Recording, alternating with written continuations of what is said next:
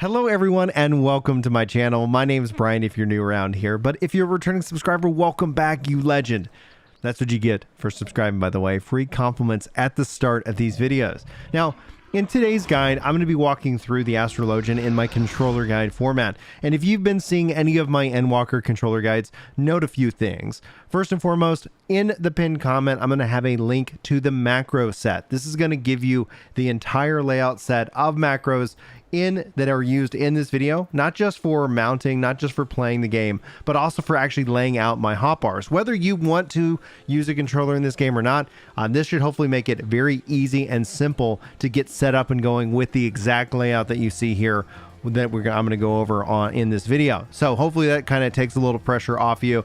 Again, that's the pinned comment. And beyond that, if you guys are looking for either more controller guides or you want an in-depth review, an in-depth guide going over absolutely everything you could possibly want to know about the controller, check out my controller guide, my complete controller guide. That's also going to be linked for you as well. Hopefully that gives you everything you need to be able to play Final Fantasy XIV on a controller and really kind of take you from novice to expert. But if this video doesn't answer any of your questions or you still have questions after it, sound off in the comments below. I'll do my best to help give you an answer there as well. So without further ado, this video is going to be broken up into a couple of different sections. First and foremost, we're going to talk about how you do the basic setup for your controller just to get you going. You can skip over this section as well using the chapter markers below. You should be able to jump to any section that you need. Then we're going to dive into the actual skill overview of the Astrologian, walking you through all the different abilities. Then from there, we're going to talk about my specific layout, why I use it the way I do, and then we'll cover any and all kind of, glamour and any hopefully any kind of wrap-ups for macros and the HUD, etc. towards the end of the video. So all right, that's the intro. That's what we want to cover at the start of this video. Let's go ahead and dive in specifically to getting started on a controller. First and foremost, you can always do this under the character configuration and toggle between game mode and gamepad mode and mouse and keyboard mode. Note that even in mouse and keyboard mode, your controller will still work. So you kind of have the best of both worlds. Gives you whole different settings, whole different looks and outlooks on the game itself. But before we kind of go over the target filters and cross hotbar settings specifically, I do actually want to take you to system configuration and then going into the gamepad settings and then go under button configuration. Now, what you'll see here is that there are certain things that are not mapped. The reason is I've actually got them set to execute macro 99 for the right stick click. So R3 click in this case. Doing so will actually then activate a macro, and this again will be in the document. And you can see here macro 99 is my movement macro. This is my flying mount roulette and sprint, as well as my PvP action sprint. What that actually looks like in practice is that if I'm out here in the open world and I R3 click, I am now mounted. I can click again to dismount. If I want to sprint, I can jump and click, and now I am sprinting. Or if I'm in a spot that I cannot mount up, it will automatically then go into the sprint command. And if I'm in PvP, it will then also use the PvP action sprint. So it's a pretty much all-encompassing macro that will help get you going. But let's go ahead and talk about our settings here. And overall, when it comes down to it, I like legacy type camera. If you want standard type camera movement, this should be something more familiar if you are a keyboard and mouse player. If I go ahead and move this window out of the way for a little bit, you can see here left and right, and pulling back will have me move in that direction. I prefer the moving the camera around and moving in the direction of the stick, the left stick in this case, and that ends up doing the job there. Under the target section, I've got enable full auto target target priority, a full auto target priority, in this case closest range, or you could say line of sight. I have turned off automatically locked on target, which could be an L3 click for you if you actually want and need the lock on. If you kind of think of the Legend of Zelda kind of mindset, you have a couple of options, and we go through all of those in the complete guide, but I just kind of want to point those out for you. Under filters, this is really important because targeting when you want to target who you want to target ends up being kind of a key indicator here. When my weapon is sheathed versus drawn, when it's drawn I only want enemies, and when it's sheathed I want to be able to do a little bit more. But you'll notice in both my cases I have party members turned off. The reason is you can cycle target party members by actually pressing the up and down button. That'll also allow you to target yourself. So you're always able to target party members via up and down. This is focusing on left and right on the D-pad. You also have the ability to jump into more specific filters, and again, the ultimate, the complete, whatever I ended up calling it, controller guide will actually handle all that for you. going over that. Now, jumping into our display, I have currently display hotbar numbers turned off, hide unassigned slots turned on. If I turn that off, you can see lots of little floating bars that I use for my layout and more. And you can kind of play around with essentially if you want any of these floating hotbars on display. Under shared, I have for my cross hotbar 7 and 8 shared. For my standard hotbars, 6 through 10 are shared, meaning no matter what class, job, etc., they're all going to be whatever skills I put on them will be on them. Now under cross, this is essentially kind of where a lot of the power comes into it. I have display hotbar help turned off. If I turn that on, you can see here it will display the name that I have been used. I'm going to go ahead and say off, and this you have a little bit cleaner aspect. Use this, turn it on, especially as you're learning kind of the skill names and more. But once you're kind of comfortable, ultimately I think that's something you can easily turn off. Under cross hotbar controls, I have it under the hold setting. You can use toggle or mix modes, and in fact if you're having some hand dexterity issues, maybe I would encourage you to check those out specifically. You will lose access to the expanded and the double cross hotbar, which is the double tap of the left trigger or the right trigger, or the holding to get into those extra hotbars as well. So note that hold gives you the most options, but if you're struggling, toggle to mixer can be perfectly fine, but I'm going to leave it up to you to test those. I have returned a W cross hotbar input after using the double tap. So if I use lucid dreaming here, you can see here it automatically shifts me right back into it. I also have displayed the W Hasa hotbar, and then I have it turned off for the positioning it separately. You have that full control at that. If you're struggling with the double tap input timer, you can always adjust this number up or down to kind of give you a better and a little bit more control of that as well.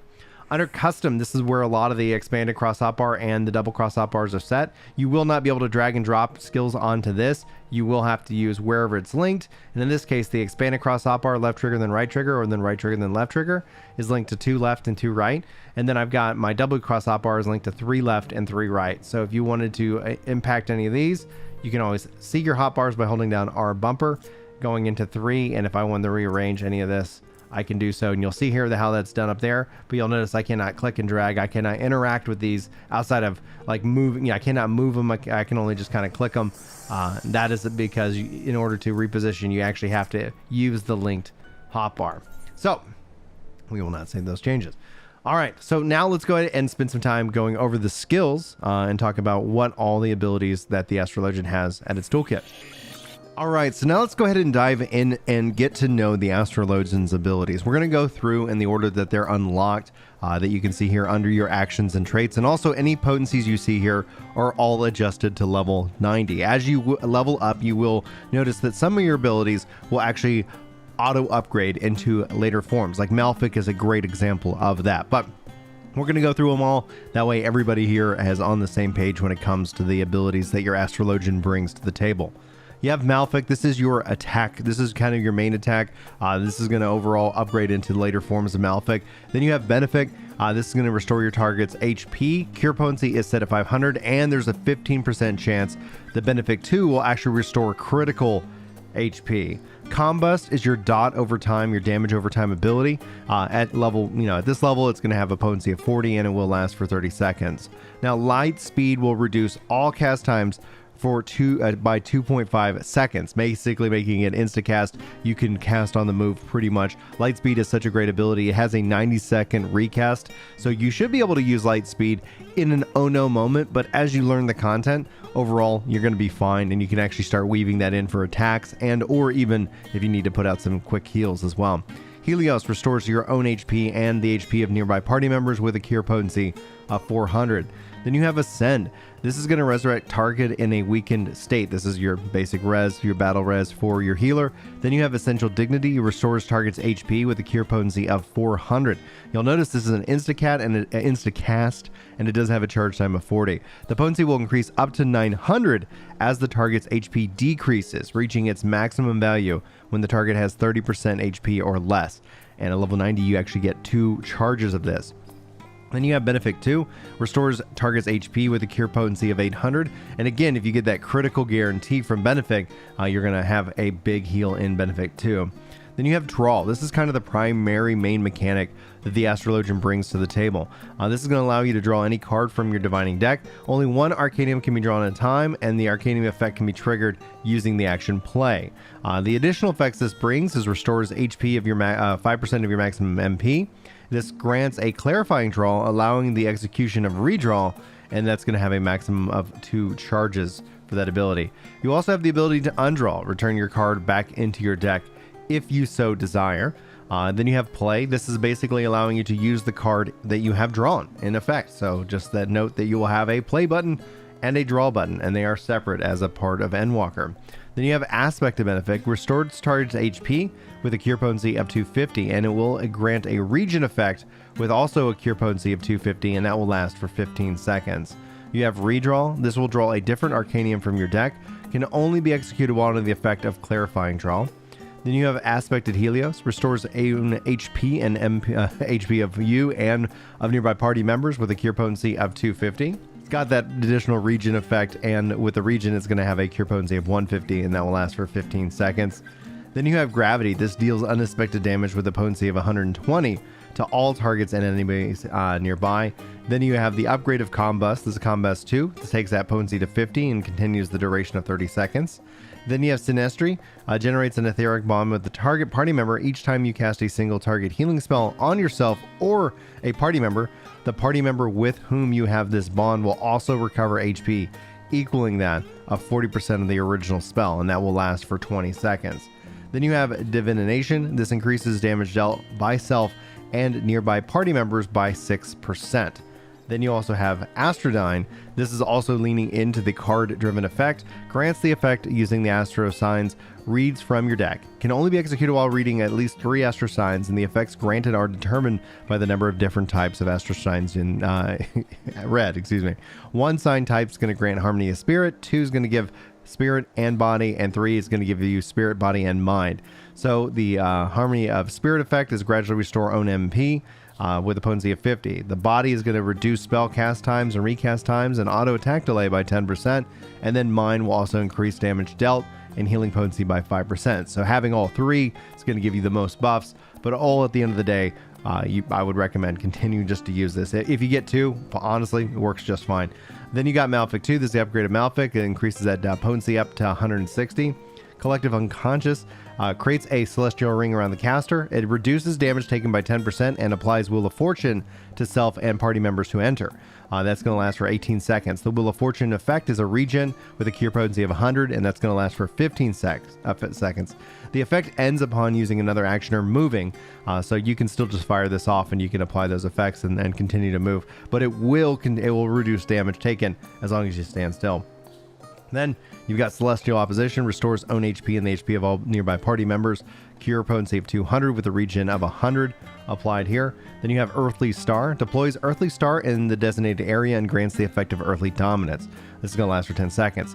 Executing Stellar Domination while under the effect of Earthly Dominance creates Stellar Burst, dealing unexpected damage with a potency of 205 to all nearby enemies. Also restores own HP and MP of all nearby party members. Cure potency is going to be set at 540.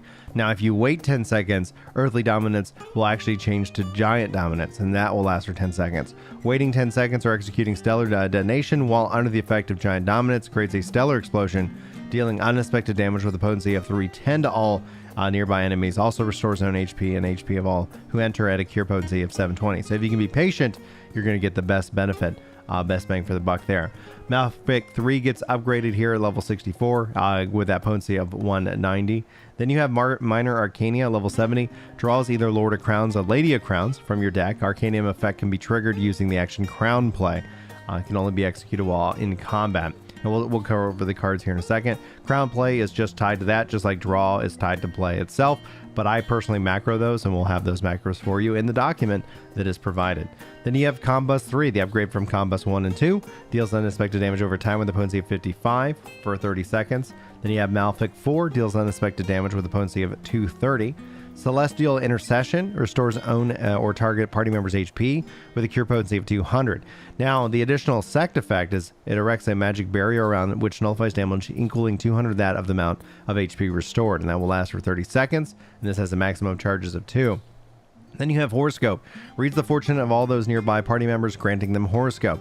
The effect upgrade of Horoscope upon receiving the effect of Helios or Aspected Helios, and that can last for 30 seconds. Restores the HP of those under the effect while the cards are read a second time or the effect expires. With the Horoscope cure potency of 200 and the Helios cure potency at 400.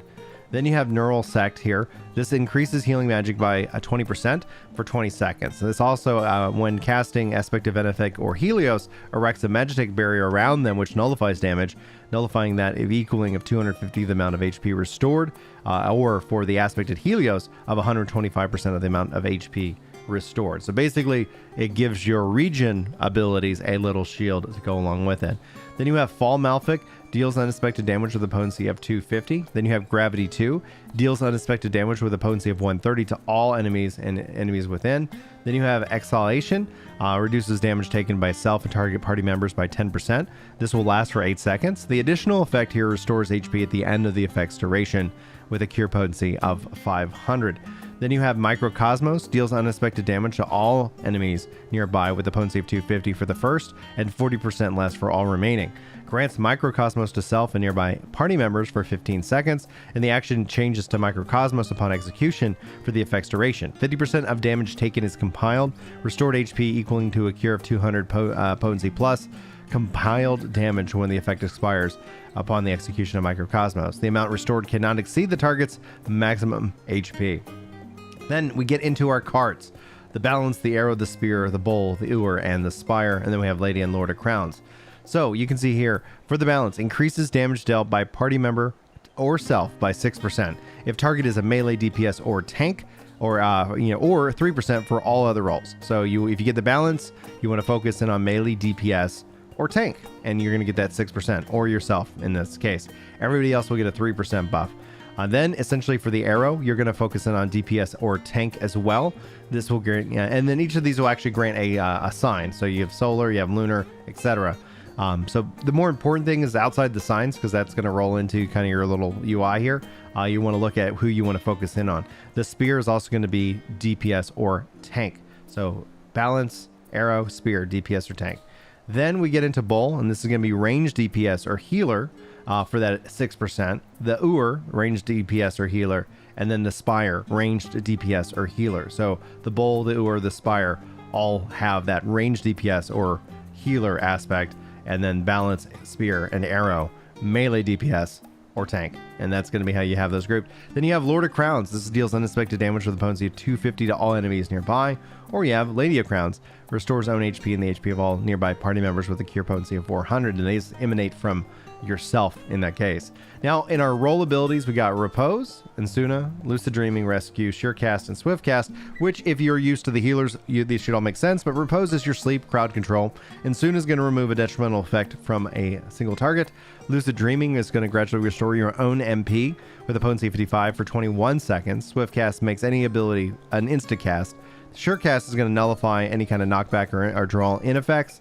And yeah, it's wonderful. And then you have Rescue. This is going to instantly draw a target to your side. In this case, you can use that once every 2 minutes. So that is the Astrologian skill and ability overview. Now let's put it together and kind of show you how it all works. How I've got it laid out on the controller. And again, be sure to check that the macro guide to help for easy setup for the Astrologian. Okay, so now that we've gone over the skills, I'm gonna kind of show you guys my layout and talk about it, and then we'll kind of, we'll hopefully get it figured out and get the get all the dust kicked off our shoes in this case. I've got my Combust, in this case the level 90 Combust 3, and Fall Malefic. So I kind of have my Instacast so I can move and use it on the move itself. And then if I have the ability to stand still, generally speaking, this is kind of my attack. Here's my AoE for the healer. And then as I pull in a card, I can be able to pop that card on the move easily and access that to whomever I need it. So you can kind of see here the Combust, Malefic, Gravity 2 in this case, and my play button. Then over here, Microcosmos, I've got Draw, I've got Divination, which is going to be my team boost. And then I also here have Minor Arcania, which it's set to a macro. And now I can see here on my UI that I've got the Lord of Crowns, and I can do that to go ahead and instigate that attack. I can use that same button. Up here on the double cross hotbar, Astrodyne, Exhilaration, Lucid Dreaming, Repose, Surecast, Undraw, Limit Break, and Redraw. So if I need to, and I can come up here and redraw and replay that card as needed. So it's pretty straightforward, pretty simple in this case, and now I can actually use my Astrodyne and get my buffs. On the right hand side, I kind of think this is more of my healer kind of mode, so kind of think more of my attack and whatnot, and then more of my healing. Benefic 2, Essential Dignity, Aspected Benefic, Insuna, Helios, Aspected Helios, and Horoscope, all kind of laid out so I can kind of cure as needed.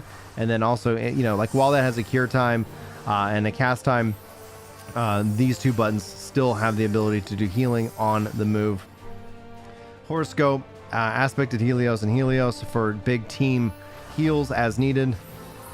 Following it up, getting that dot on me. And then if I need to pop in here on my expanded cross hotbar, I have a lot of cool abilities like Synastry, Collective Unconsciousness, Celestial Intercession, Neural Sect, Celestial Opposition, Light Speed.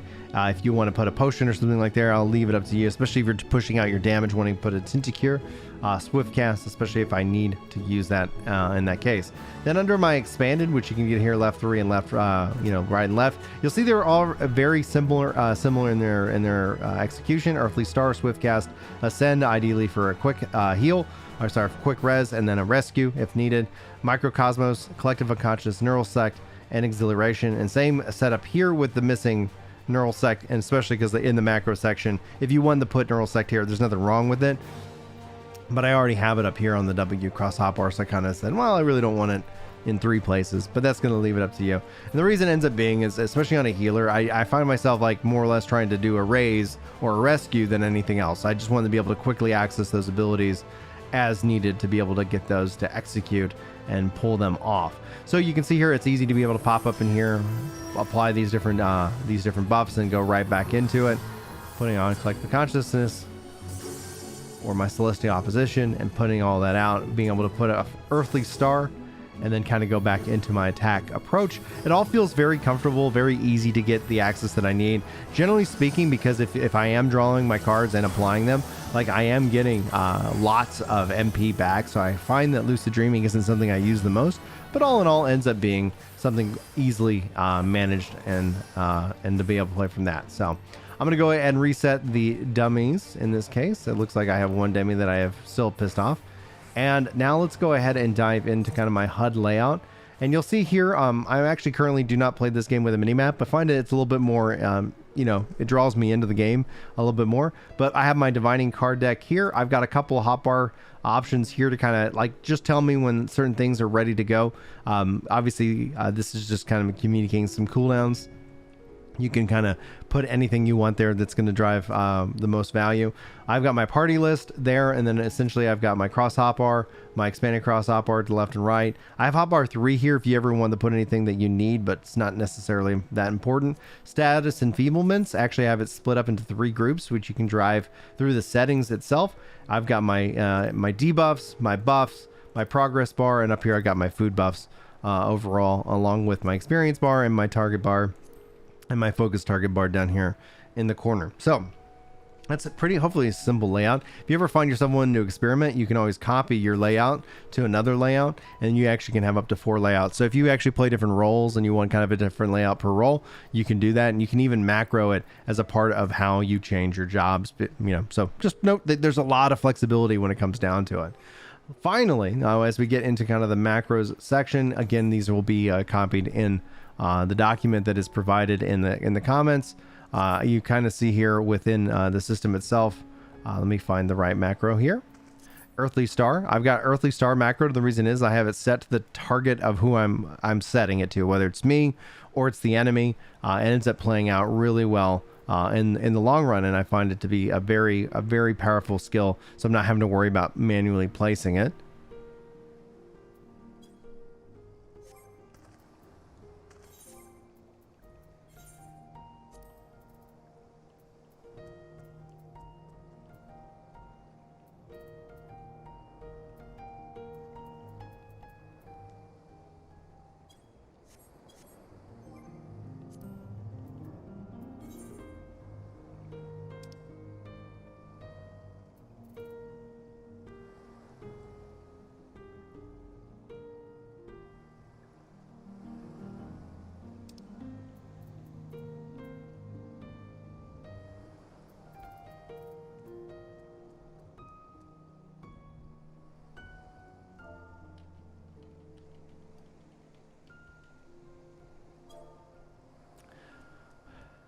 And then finally, the macro here for my Minor Arcania, it's set to Minor Arcania or Crown play, being that this ability has 60-second cooldown regardless. This actually works out real well to be able to fire it off once and then use the Crown play to be able to play its ability. Note in this case that by doing so, you're going to end up having it. That's why you see Crown play up here. You will need to be in combat in order to be able to execute those abilities, as opposed to draw, which you can actually draw a card pre-pull and go from there.